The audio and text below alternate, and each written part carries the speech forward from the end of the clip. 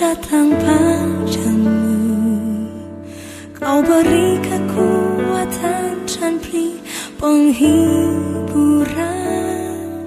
Saat asa orang pun dapat ku andalkan, Kau yang memberi jalan, Kau yang menuntunku. Saat ku tak mengerti dalam hidup ini, namun firman-Mu selalu menerangiku. Engkau yang buatku kuat lewati semua. Engkau pertolonganku, tempat harapanku, Tuhan. Ku percaya janji-Mu dalam hidupku. Kau beri kemenangan, Tuhan. Kau selalu setia di dalam hidupku.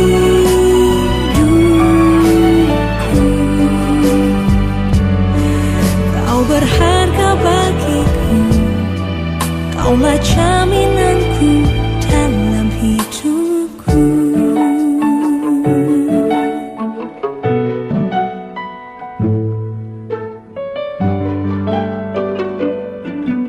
Saat ku tak mengerti dalam hidup ini, namun firman-Mu selalu menerangiku. Engkau yang buatku kuat lewati semua. Engkau pertolonganku, tempat harapanku, Tuhan. Ku percaya janji-Mu dalam hidupku. Kau beri kemenangan, Tuhan. Kau selalu setia di dalam hidupku. Kau berharga bagiku, Kaulah jaminanku dalam hidupku.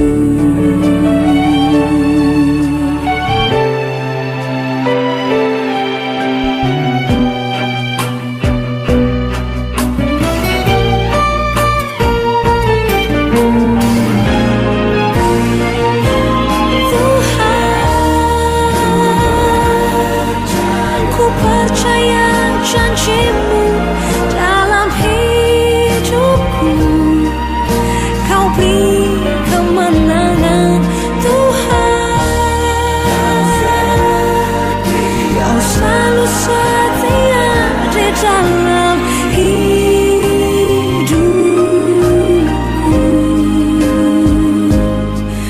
Kau berharga bagiku, Kaulah jaminanku dalam hidupku.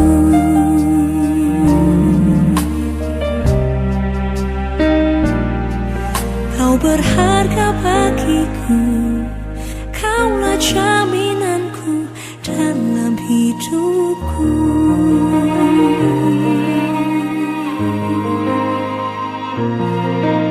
Ku percaya janji-Mu, ya Tuhan.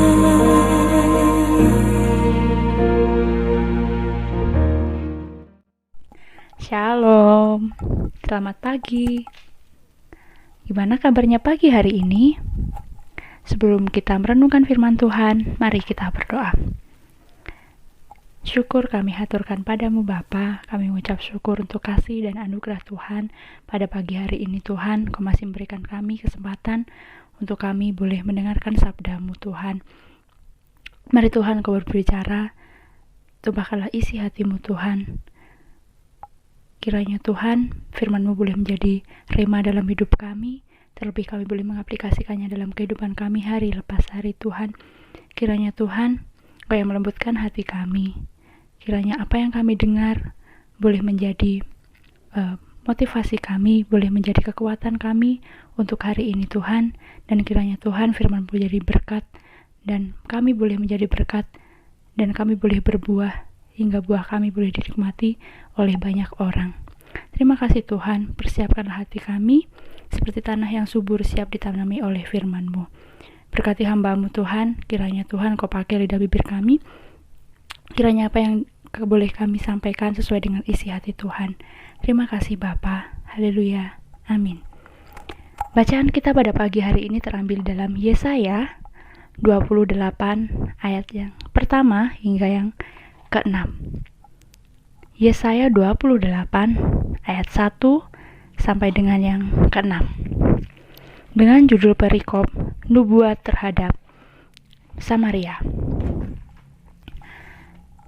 Celakalah atas mahkota kemegahan pemabuk-pemabuk Efraim, atas bunga yang sudah mulai layu di perhiasan kepala mereka yang indah-indah, yaitu kota yang terletak tinggi di atas bukit, di atas lembah yang subur, yang penuh peminum anggur yang sudah pening. Ayat yang kedua, sesungguhnya pada Tuhan ada seorang yang kuat dan tegap, seorang yang seperti angin ribut disertai hujan batu, yakni badai yang membinasakan, seorang yang seperti angin ribut disertai air hujan yang hebat menghanyutkan. Ia akan menghempaskan mereka ke tanah dengan kekerasan. Mahkota kemegahan pemabuk-pemabuk Efraim itu akan diinjak-injak dengan kaki, dan bunga yang sudah mulai layu di perhiasan kepala mereka yang indah-indah itu, yaitu kota yang terletak tinggi di atas bukit, di atas lembah yang subur. Nasibnya akan seperti nasib buah ara yang masak duluan sebelum musim kemarau. Baru saja dilihat orang, terus dipetik dan ditelan. Ayat yang kelima, pada waktu itu Tuhan semesta alam akan menjadi mahkota kepermaian dan perhiasan kepala yang indah-indah bagi sisa umatnya, akan menjadi roh keadilan bagi orang yang duduk mengadili, dan menjadi roh kepahlawanan bagi orang yang memukul mundur peperangan ke arah pintu gerbang. Mahkota adalah lambang kemegahan yang dikenakan oleh raja atau ratu. Mahkota merupakan lambang legitimasi, kekuatan, kemakmuran, kejayaan, dan kehidupan. Akan tetapi bagaimana jika dengan mahkota yang sudah jatuh dari kepala pemakainya? Bagaimana kalau mahkota itu jatuh dari kepala raja ataupun ratu? Apakah hal itu masih bisa dikatakan sebagai sesuatu yang megah? Pagi hari ini kita akan berbicara tentang Samaria atau kerajaan utara yang disimbolkan dengan Efraim.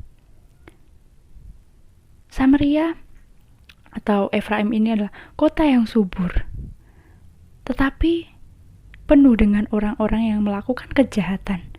Mabuk oleh anggur menggambarkan keadaan penduduknya atau mereka yang lupa diri, hidup dalam kecemaran, pesta pora, dan kenyajisan.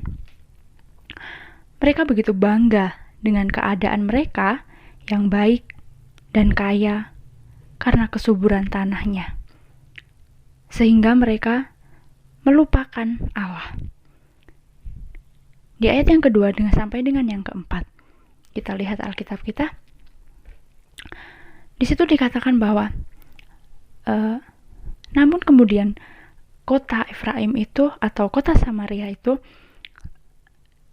menjadi kota yang celaka, sehingga kota itu dibinasakan oleh Allah.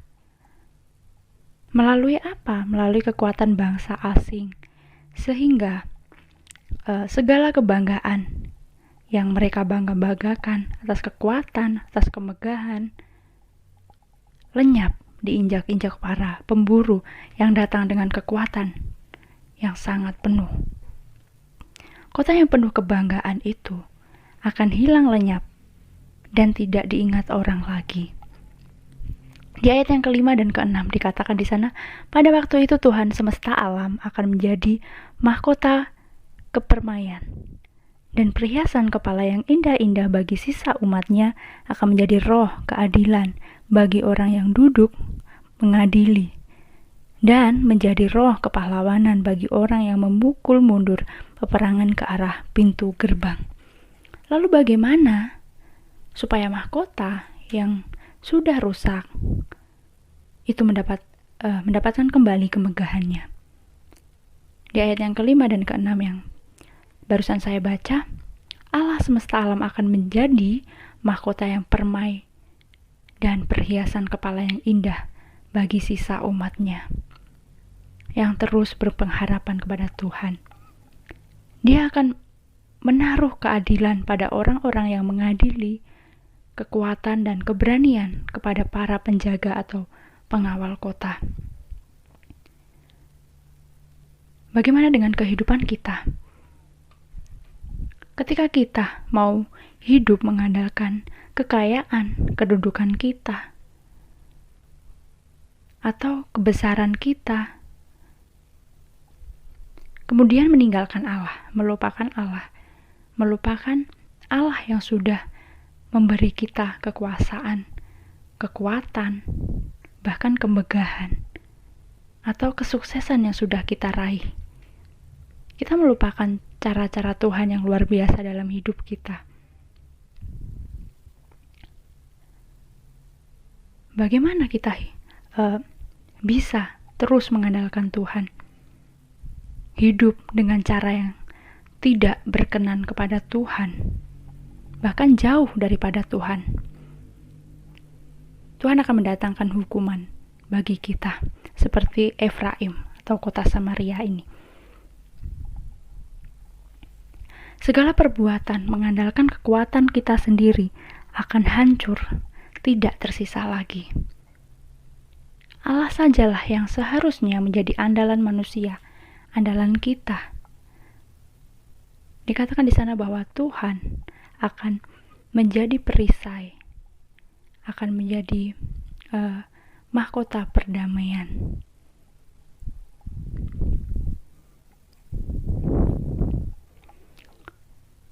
Sudah seharusnya jika Tuhan atau hukum-hukum Allah menjadi kesukaan manusia.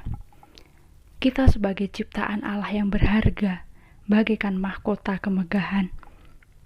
Mari kita tidak menjadi tinggi hati ataupun congkak ataupun sombong, bahkan arogan atas kemampuan dan keberadaan kita saat ini. Sebaliknya, kita terus menjalani ketetapan Allah dengan rendah hati, supaya tetap menjadi mahkota kebanggaan Allah.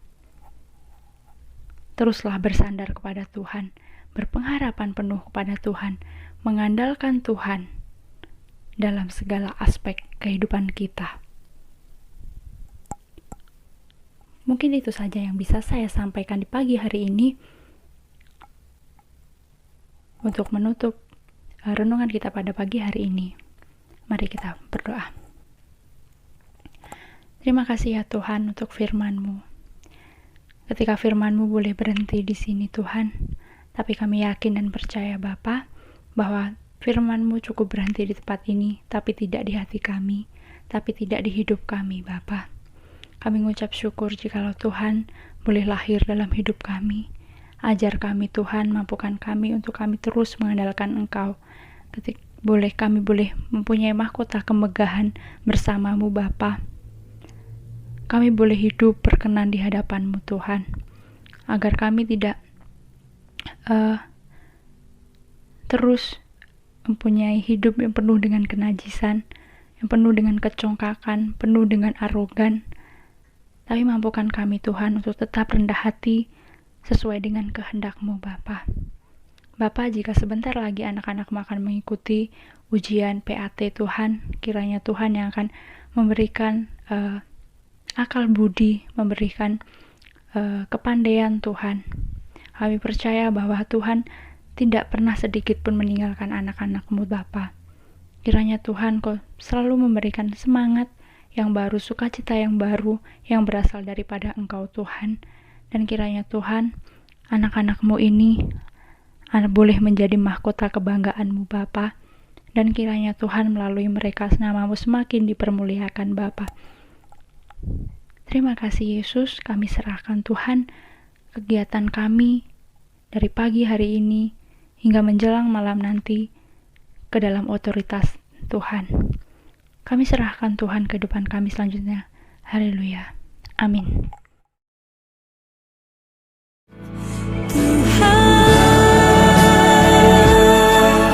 Ku percaya janji-Mu dalam hidupku. Kau beri kemenangan